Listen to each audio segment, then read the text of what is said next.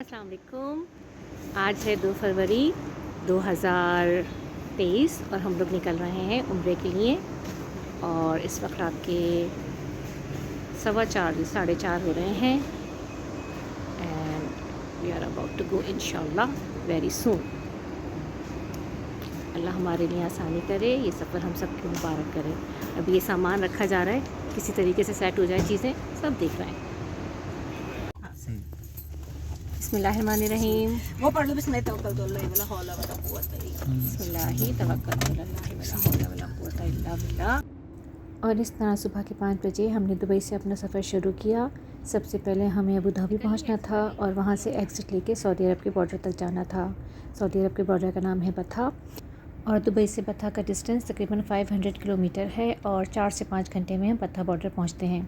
बथा से हम सऊदी अरब में एंटर हो जाते हैं और वहाँ से 14 to 15 आवर्स की ड्राइव के बाद मक्का आता है। और ओवरऑल दुबई से मक्का का डिस्टेंस बाय रोड तकरीबन 1900 किलोमीटर है। पेट्रोल पंप पे हम पहली मरतबा रुके हैं। हमारा फर्स्ट स्टॉप है। सब फजर की नमाज़ पढ़ने और वॉशरूम वगैरह से फारिग होने गए हैं और इंशाल्लाह हम 1 घंटे बाद बॉर्डर पहुँचेंगे, वहाँ सारे काम करेंगे। बाहर अच्छी खासी तेज़ हवा है, शदीद ठंड भी है, लेकिन ये इस वक्त अच्छा लग रहा है। बस अल्लाह ताला हमारे लिए सफ़र में आसानी करे, हम खैर से अपनी मंजिल तक पहुँचें। अगर आप कंटिन्यूसली ड्राइव कर रहे हैं तो सफ़र तकरीबन 18 to 19 आवर्स का है, लेकिन चूँकि सफ़र बहुत लंबा है तो सभी रुकते हुए जाते हैं, कभी चाय के लिए, कभी नमाज़ के लिए, कभी खाने के लिए। तो ये सफ़र तकरीबन 20 आवर्स या 22 आवर्स तक का हो जाता है। जिसको ड्राइविंग का शौक़ है वो बहुत आसानी से इस तरीके से जा सकता है। रास्ते में जगह जगह पेट्रोल पंप्स हैं, ट्रक शॉप्स हैं, खाने के रेस्टोरेंट्स हैं, मैकडॉनल्ड्स भी अवेलेबल है। तकरीबन हर पेट्रोल पंप के बराबर में मस्जिद होती है जहां आप नमाज़ पढ़ सकते हैं। वॉशरूम्स भी अवेलेबल होते हैं जो कि बहुत ज़्यादा साफ़ नहीं होते। अब हम बिल्कुल बथा बॉर्डर के करीब हैं और सऊदी अरब में एंटर होने वाले हैं। सबसे पहले दुबई की एग्ज़िट आएगी। यहाँ जो डॉक्यूमेंट्स चाहिए उनमें सबसे पहले गाड़ी के कागजात हैं। गाड़ी जिसके नाम पर है सिर्फ वही गाड़ी लेके जा सकता है। उसके लिए आपको दुबई मिनिस्ट्री से एक बुक बनवानी पड़ती है जिसकी चार्जेस तकरीबन 1000 दरहम हैं। ये सारे कागजात और पासपोर्ट आपको पहले दुबई बॉर्डर की एग्ज़िट पे देना होता है। वहाँ से आप अंदर आगे जाते हैं एक रूम में जहाँ अपने अपने पासपोर्ट्स पे एग्ज़िट की स्टैंप लगाते हैं। वहीं आप 30 दरहम पर पर्सन के हिसाब से पैसे भी पे करते हैं। इस बिल्डिंग में दुबई की एग्ज़िट लगवाने के बाद हम आगे सऊदी अरब की चेक पोस्ट पे पहुँचे। वहाँ हमने अपने फिंगरप्रिंट्स दिए, अपनी फेस स्कैनिंग की, गाड़ी के कागजात चेक करवाए और फिर हम आगे सऊदी अरब में एंटर हो गए, जहाँ से थोड़ी देर बाद डेजर्ट शुरू किया। ये डेजर्ट बहुत तवील है जहाँ आपको केयरफुली गाड़ी चलानी पड़ती है, लेकिन पहले के मुकाबले में अब डबल रोड है और निस्बतन सेफ़ है।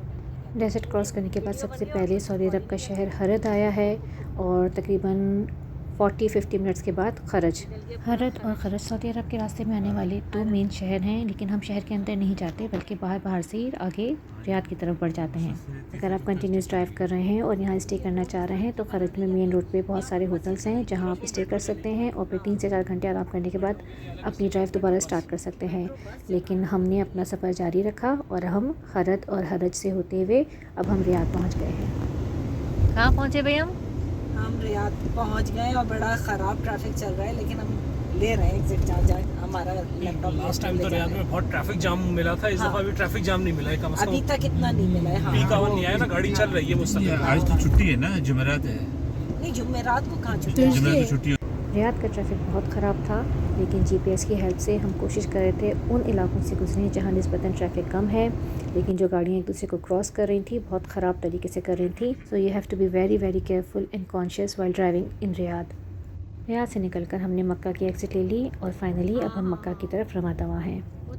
मक्के के रास्ते में हमें खूबसूरत मनाज़िर नज़र आते रहे। कहीं खूबसूरत पहाड़ थे, कहीं हमें कैटल फार्म नज़र आए और अब तो इन पहाड़ों पे हमें ग्रीनरी भी नज़र आई जो कि एक यूनिक चीज़ थी। हदीस मुबारका का मफ़हूम है कि क़यामत उस वक्त तक नहीं आएगी जब तक मक्के में सब्ज़ा ना हो जाए। अल्लाह ताला हम सब को अपने हिफ्ज़ अमान में रखे और हमें क़यामत के दिन हज़रत मोहम्मद मुस्तफ़ा सल्लल्लाहु अलैहि व आलिहि वसहबिहि व बारिक वसल्लम की शफ़ाअत नसीब फरमाए, आमीन। मक्का से रियाद का सफ़र भी तकरीबन 12 घंटे का था। ये तमाम सफ़र भी अल्हम्दुलिल्लाह बहुत आराम से गुजर गया। हमने एक आध जगह कभी खाने के लिए और कभी चाय के लिए स्टे किया। फाइनली 12 बजे के करीब ताइफ से पहले एक पेट्रोल पंप के स्टेशन पर एक मुनासिब होटल था जहाँ हमने रात को स्टे किया। स्पॉट है जहाँ बसें भी रुकती हैं, होटल्स भी बने हुए हैं गाड़ियाँ पार्क की हैं। एंट्रेंस थी होटल की, अच्छा सा छोटा सा साफ़ सुथरा बहुत अच्छा होटल है। ये तो कुछ और लिखा हुआ है, होटल का नाम फंदक कुछ का कुछ है। ये टाइप से थोड़ी देर पहले का होटल है। यहाँ जगह जगह ऐसे बस स्टॉप्स हैं, पेट्रोल पंप्स हैं, कैफेटेरियाज़ हैं, सुपरमार्केट, छोटा सा टाउन टाइप का इलाका है। बहुत अच्छा साफ़ सुथरा होटल था। एक इनफैक्ट होटल अपार्टमेंट था, किचन था इसमें, 2 बेडरूम थे, ड्राइंग रूम था। ये इस होटल अपार्टमेंट की लॉबी है। हमने 2 कमरे बुक किए थे और पर रूम हमने 200 दिरहम पे किया। ये एक मुनासिब सा ड्राइंग रूम है जहाँ हमने अपने आते के साथ ही सारा सामान फैला दिया था। यहाँ टीवी भी है, लेकिन टीवी देखने की ज़रूरत ही नहीं पड़ी क्योंकि हमारा स्टे बहुत शॉर्ट था।